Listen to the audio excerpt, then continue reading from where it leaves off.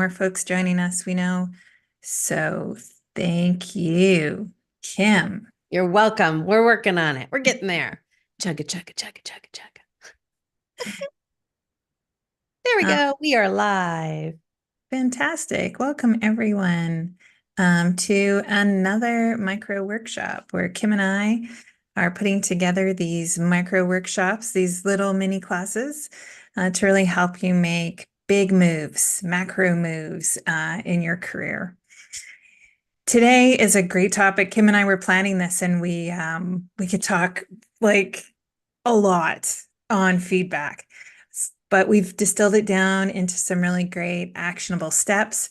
I think, anyways, I guess we'll see from your comments, but we're really hoping just to get started and get you thinking about feedback maybe a little bit differently than you have in the past, and how to really take some action and move towards mastering this fantastic communication skill. I just want to, before we get started, acknowledge that I live, work, and play here on Treaty 1 territory in the traditional lands of the Anishinaabe Cree, Oji-Cree, Dakota, and Dene people. And I'm here on the national homeland of the Red River Métis in the heart of Turtle Island. I always love hearing Turtle Island. And I am hosting today from the traditional, ancestral, and unceded territories of the Kanien'kehá:ka, colonially known as the island of Montreal, a place which has served as a site of meeting and exchange amongst nations.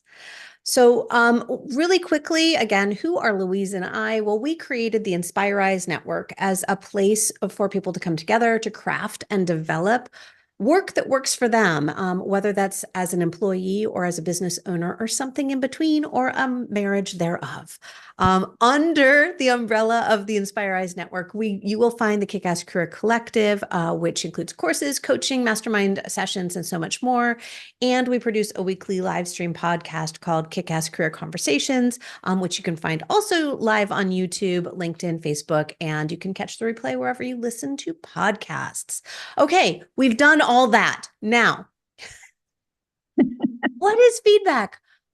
Louise, we really went into this from this place of like, what do we think of when we hear the word feedback? Do you remember what we came up with? Yeah, because that word feedback had all kinds of feelings associated with it, right? It can feel crunchy and uncomfortable. It can bring up a lot of fears and anxieties, whether we are delivering feedback or we're receiving it. And in either role, it can really shake our confidence sometimes and really make us doubt ourselves. Oh my gosh, yeah. But in reality, feedback is a gift. Oh my gosh. It is this beautiful form of transparency and candor. It helps us build trust with ourselves and with each other. I know when we were planning this, right, we were practicing a little bit of microfeedback as we were building this. And there was honesty and there was empowerment and there was this ability to come together even if you have divergent views. So feedback in and of itself is not that thing that very often we think about. Instead, it is this gift.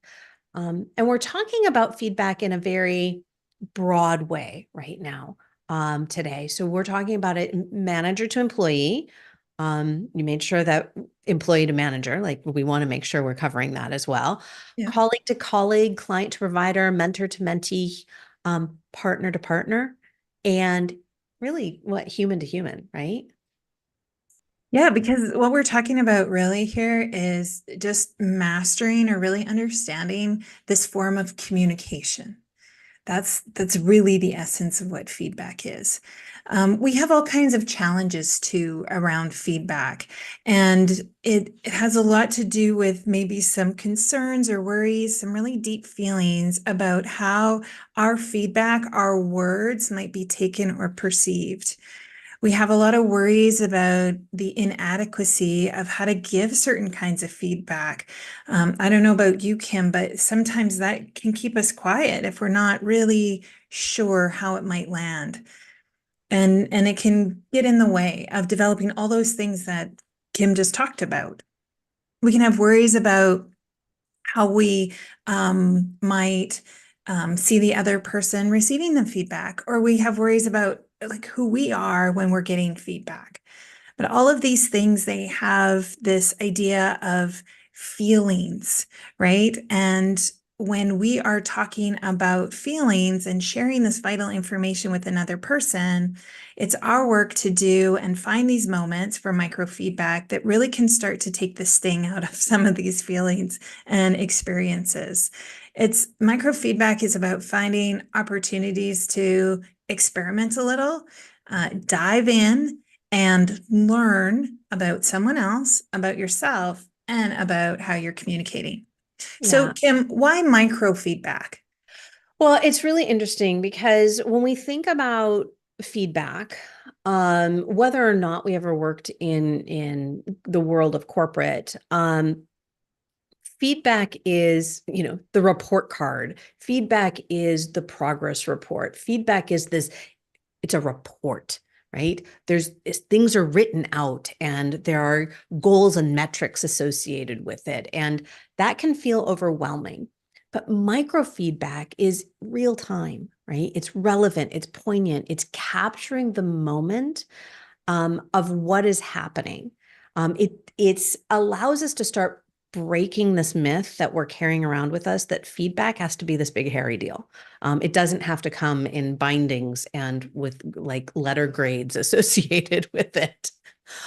It's a way of us to get out of our heads and really process what's going on with the relevant individuals, right? So, as I said, while we were even building this, Louise and I were able to give each other micro feedback in terms of how we each approach feedback and from the spaces in which we use it.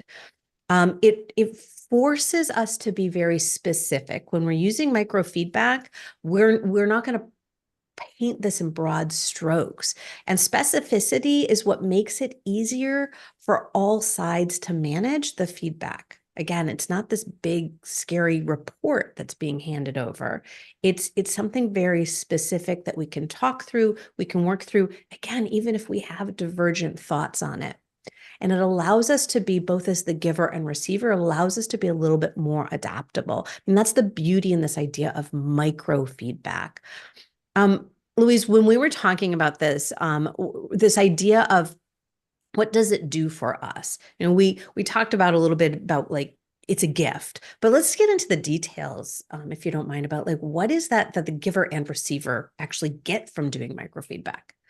Yeah, I think oftentimes we think of microfeedback being really one way, and it's the person who's giving the feedback who's doing all the talking. And what we're saying is that in these moments of microfeedback, in a really great and rich moment of feedback, it's really an invitation for a conversation. Feedback is an opportunity for growth and development without having to wait to that end, like Kim was talking about, to the end of a funding cycle or a program or an interaction or a review cycle, right? We're talking about how do we make these small movements of growth and development throughout that whole time. And as the giver, uh, of feedback, as we are the ones who are delivering it, it also allows us this opportunity to kind of take that off, right? That might be heavy for us. We're not holding on to things. We're able to process through that, release it, and move on to be much more efficient and get to other things. Sometimes I think we can, as receivers, sometimes too, if we know that feedback's coming, we can start to swirl, but as givers, we can get caught up in our heads of this place that can really start to drain energy if we think about it too much. Mm-hmm. But really, feedback too is a really when it's delivered and received in a place that it is a gift, that it starts to build that trust. It's a place to share that perspective, right? To say, this is what I see. What do you see? This is what I feel. What do you feel? Right? And when we share feedback, we're able to build trust by showing that we're really fully invested in someone else's growth and development in the moment. And that's what we mean by a gift, right? That's what feedback is to say, I'm so invested in you. I'm going to have this courageous conversation, even if it feels a little bit tough, so that we can come to an understanding of what it looks like to move forward. Yeah. I think there's this other myth, right? This feedback is this big hairy deal, and there's this other myth that it's going to be positive feedback or negative feedback. Right. And I know we had this whole like 5-star conversation. Is it 3 stars, at 5 stars, at 1 star? With this idea of positive and negative. There is no positive and negative. Like let's debunk that right now. Let's approach feedback. This is what Louise and I would really love to invite you to do, is to approach feedback from being either we got off the path, right? And let's see if we need to redirect, or either ourselves or what's happening, or maybe we need to redirect the path, right? There's always that if we're going to have the conversation, but it's redirective feedback or affirming feedback, right? Let's keep going. This path, we've been blazing on this path, and just look where we've gotten to. And so it's affirming. And so we want to make sure that what we're giving as feedback meets the needs of being actionable, right? We need to redirect either ourselves or the path, so it's actionable, and or affirming. And it can be both, or it can be one or the other. Instead of thinking about it as positive or negative. I think what really helps us get to this place is to take away that emotional space, that feeling space. Although this is, in all transparency, this is where we got into some micro feedbacks yesterday. I'm a very feeling emotive person. And when anybody says it's not about emotions, I am going to slap that down and say it absolutely is for some of us in the world. And yet once there was understanding through this back and forth, this conversation, it is true that we work ourselves up. We have these emotions that we hold about the other individual. Either like we know we're getting the feedback, and so we've built this narrative that leads to these feelings inside of us, or as the giver of the feedback, we have all these emotions. So ways that we want to invite you to kind of stay in this place of it's actionable and or affirming is to do a little bit of work on yourself before you step into that situation of giving the feedback. So that can come in the form of breathing, right? Mindful breathing, bringing us back into this moment. One of the things I know I've shared it on a previous mini class is using what I call 5, 4, 3, 2, 1. And it is that place of getting yourself back in present moment. What are 5 things you can see? You just look around. 5 things you can see. You name them without attachment. 4 things you can hear. 3 things you can feel. So like the chair underneath you, your clothing on your body. 2 things you can smell: hand lotion, coffee, right? Whatever you have, tea. And then 1 thing you can taste. So even bringing yourself back into that present moment, either through breathing or through doing something like 5, 4, 3, 2, 1, that really helps us recenter ourselves. And then when we go into having that conversation, particularly as the giver, we want to be focused on the other person. And the question that I always love leading with, and that I work with my clients who are really challenged in this area, is what is the outcome that you're actually looking for from giving this feedback? So if you're focused on them, if you're focused on the person you're giving the feedback to, what is the outcome you want? And you go back to that actionable and or affirming. What is the outcome that you want? And that helps it kind of stay in this place of, okay, we're just going to focus on this one thing. It's not these broad strokes. It's not a rating system. It's right. It's just getting in and giving actionable, affirming feedback. Yeah, and I Do you think, have examples of this? yeah, and I was just going to add before we jump is Yeah. that this is also true when you're asking for feedback. We Mm. often shy away from that because we think that, again, we get all worked up in our emotions and our stories and our ideas about what that might look like or feel like. And when we want to elicit great feedback, when we want to know how we're doing, when we want to have a growth opportunity, there's an option and a space for us to ask someone very clearly with an objective in mind and an outcome in mind, how to help, how can they help you grow and learn and develop. Yeah, I really know. important point there. Yeah, yeah, yeah. Um, the example that comes to mind that I wanted to share really quickly happened, and I think about this often because I work with leaders and professionals who struggle with feedback and giving it and getting it because it can feel really crunchy on both sides of that. But I remember as a leader, I had a team member who really wasn't showing up in her best light. She was fantastic and she was great at what she did, but her perception with and her executive presence within the organization was taking a little bit of a hit. And as her leader, I could see that. I could see that she was going to struggle with her next promotion, her next performance review because of how not of how of her skills, but of her personality.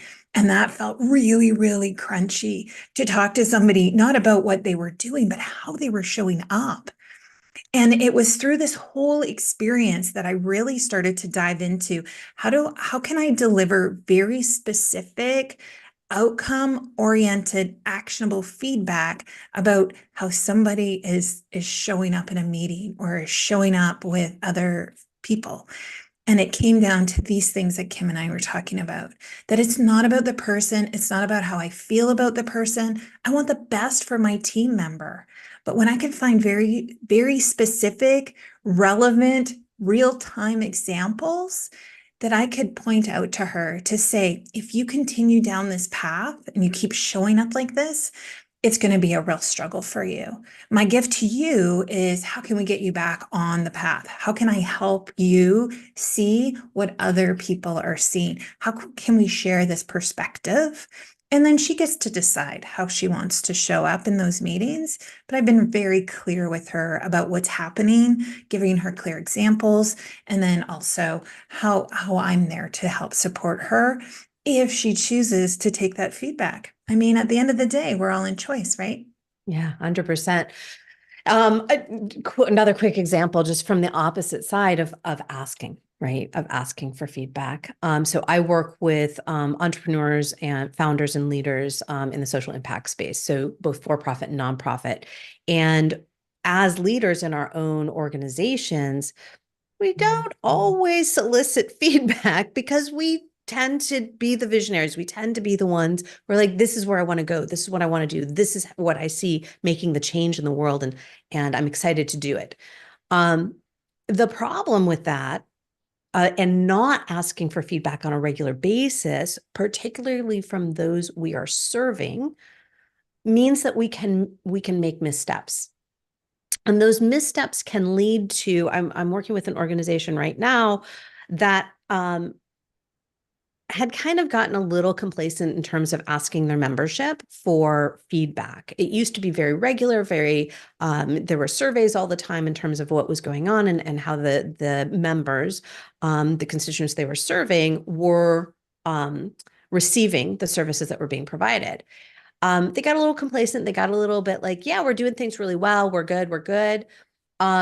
We just had them, we're working on their strategic plan, and we just had them do a little outreach to their members. And the members were like, well, there's some areas that could be really improved. And here they are, and here's what we would really like. But you hadn't asked us in a while. So we were getting a little grumpy.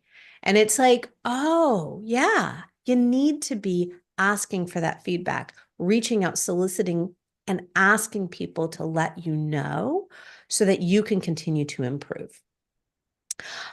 So what are just a couple of ways, as we just have a few minutes here left, what are a couple of ways that we can give feedback, or request feedback that we may not normally consider, that we can focus on amplifying what we're seeing and experiencing?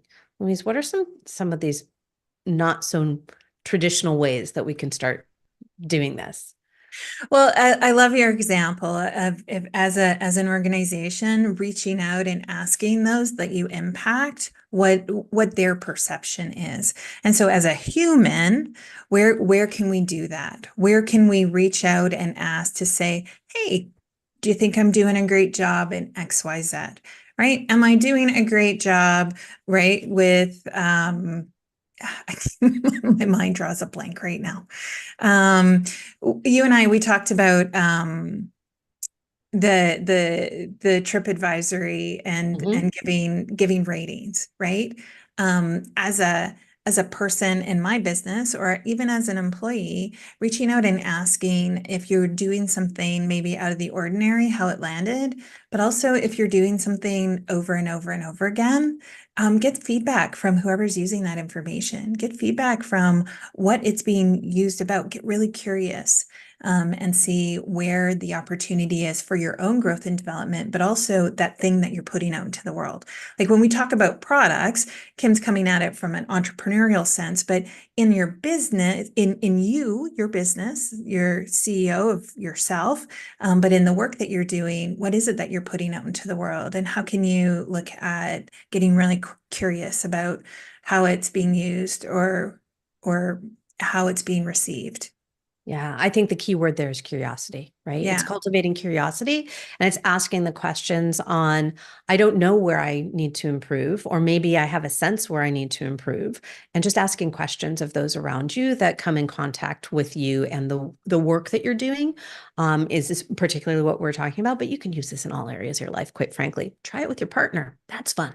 Well, Um, I was thinking about all kinds of examples that are going on in my real life. And when we make a change in who we are and how we're showing up in a relationship, right? This is that whole personal development space that we are all in because you're here trying to develop yourself and your communication skills, but you get to test the waters there too, right? Absolutely. When you do something different, ask for feedback. Say how that landed. Did you even notice that I did something different? I'm talking to you differently, or I'm approaching this problem differently. What are your thoughts? Right? It's Yeah, that it starts with that question. it totally does. And speaking of curiosity, curiosity is what leads us to creating these mini classes, and it leads us to creating a community that dives in and digs in time after time after time. So our next series on taking micro actions from macro results is going to be on micro rituals on February 22nd. Ooh, that's juicy. I'm excited about that. And if you want to dive even deeper with us, so we have rebranded ourselves as the Inspire Eyes Network. We went into a little bit at the top, but you can join us over at the Inspire Eyes Network. Do you have that link, Louise, that you can throw I do. I'll in the throw chat, that and then we'll put it back out on YouTube as well.